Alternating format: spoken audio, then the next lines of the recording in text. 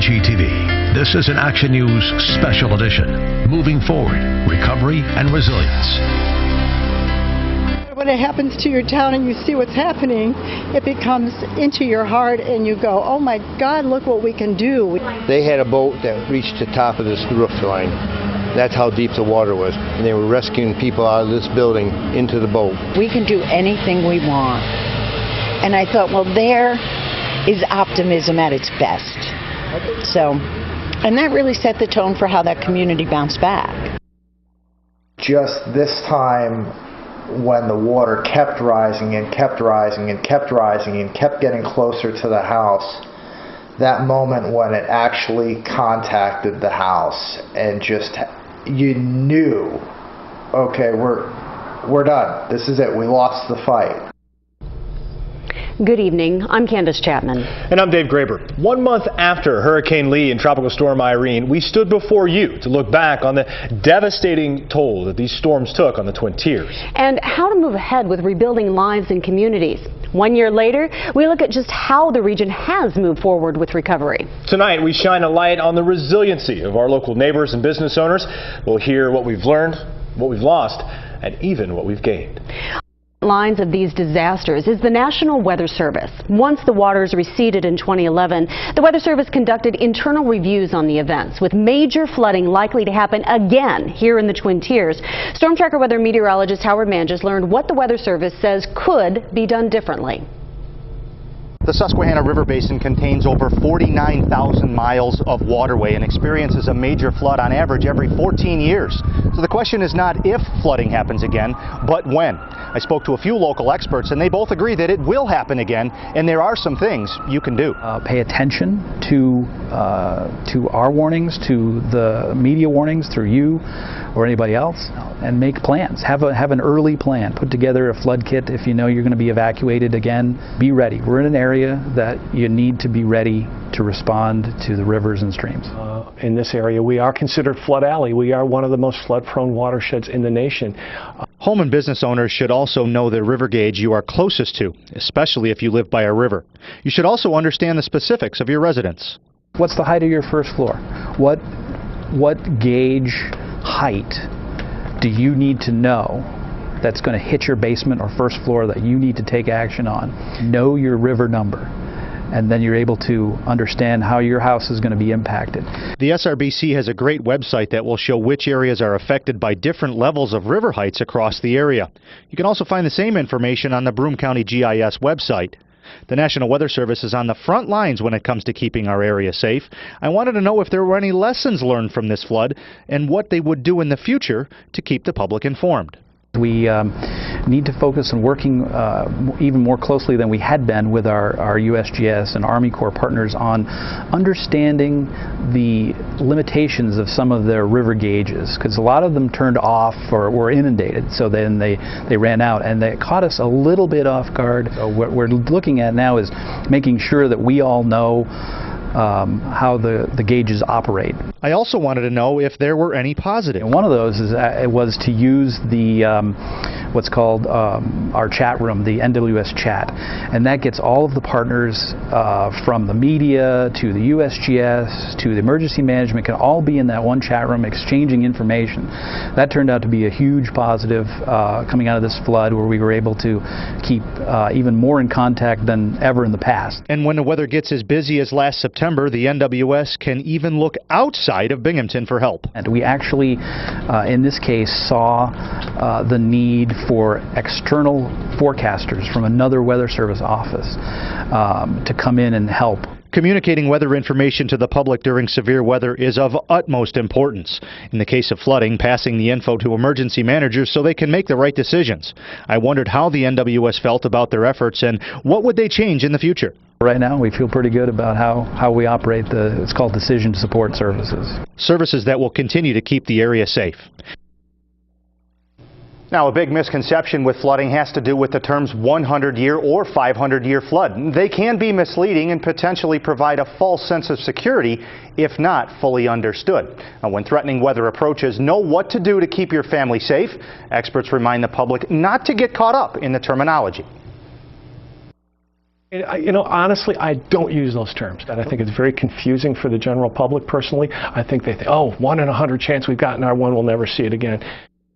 Here are the probabilities within each year and independent of years past of reaching or exceeding different flood levels. There's a 10% probability of having a 10-year flood and a 1% probability of having a 100-year flood, while there is less than a 1% probability of having a 200-year or a 500-year flood. Now, Wbng in September of 2011 reached a 200 to 500-year flood stage. Greene, Vestal, and Waverly each experienced 100 to 200-year flood levels. And when a final publication is available from the USGS, we'll have them on Wbng.com. In the 24 hours of September 7th and 8th, our task was simple: disseminate at times life-saving information. But like any multi-layered system, there were gaps, making our ability to disseminate information only as good as the information we were provided. I never expected to see what I saw when I woke up in the morning. Few in the region did, but as the waters rose and widespread devastation throughout the southern tier became a reality, there was plenty of water, and the lines of communication had gone dry. In the beginning, we had no power. We're not able to get information out to the county. Hours passed before communication among Tioga County and local officials was consistent. So it took a little bit of time to get acclimated and get going. Once we established communication with them, it was seamless. Seamless among officials, but many who needed the information. Residents were left in the dark. If you are in an evacuation area, evacuate. What we found is that as hard as we tried to get it out, it didn't seem to be getting it back to us, and we weren't getting as much coverage here as we thought we needed to get, and we were getting frustrated by that because we couldn't get the information out to the residents. Lee and Irene had made islands of entire neighborhoods, entire villages. The external communication, that's where I felt that we have the biggest need to correct. Perhaps because most main roads were open in those early hours of September 7th and 8th, Broome County officials say they fared better, despite reports from state and local officials that said otherwise. We realize that public information is such a critical part of emergency response. We have to get everybody on one page. For days, the Broome County EOC buzzed as the information epicenter. I think at times, when you have so many different layers of government, you have sometimes different messages going out. I think we made a real effort to bring them together. At times there were areas that I think down the road we could improve on. A review of the response by the Cuomo administration has created a sea change in top-level personnel and approach. The governor wanted to change the culture of emergency preparedness in the state and deliver a more aggressive posture in leaning in to support the citizens of New York State during a major emergency. It was a steep learning curve for Stephen Kerr, who was called in to lead a new future of preparedness in New York. From a learning perspective, it was really a matter of it was like drinking from a fire hose. Kerr says 2 areas of communication will improve before the next disaster: public awareness and the interaction among disaster managers and emergency officials. Alerting the public is something that is always a challenge in emergency management. But along those lines, we also view the media as a partner in emergency management. The media has an obligation to the public, if you will, to provide emergency information in coordination with your government partners. Now, the closest stockpile of critical resources for the southern tier is more than 150 miles away near Rochester.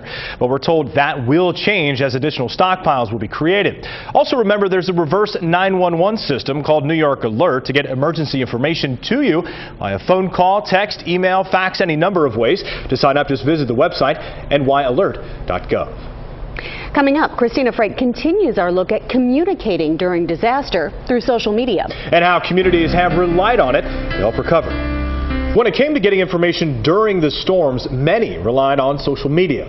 From Facebook to Twitter, emails, it was a way to pass on critical needs and news of what was happening. Our Christina Frank takes a look at one group who used social networking to help its community recover.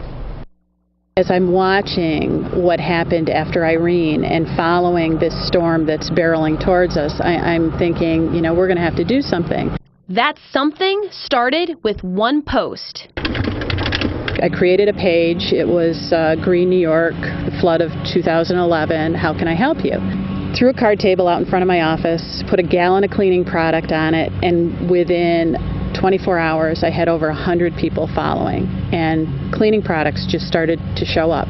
In 48 hours, Frederick's Facebook page grew from that 100 to nearly 400 in just 48 hours. Focusing on flood recovery, people from all over the community and even around the country started sending mops, gloves, even cash. Requests came pouring in for things ranging from paper towels to manpower to help move stuff out of flooded houses. Frederick says she started going around door to door, dropping off buckets worth of supplies. So we would ask, what do you need? Put it on Facebook, and we would get it. And the response was overwhelming. It literally brought a lot of us to tears. We had people that literally could not get in any community from one side of the river to another side of the river, letting people know, what was open, what was closed, what shelters were open, what shelters were closing, how fast the water was rising in certain areas. Everybody was glued to Facebook. Everybody was glued to social media. In just 3 weeks, another group on social media, Floodfest Green, put together an event that raised nearly $25,000 in flood relief. Then everybody else grabbing onto those particular things and sending them out on their Facebook page. Literally, it just multiplies like a virus, but in this time, a good way.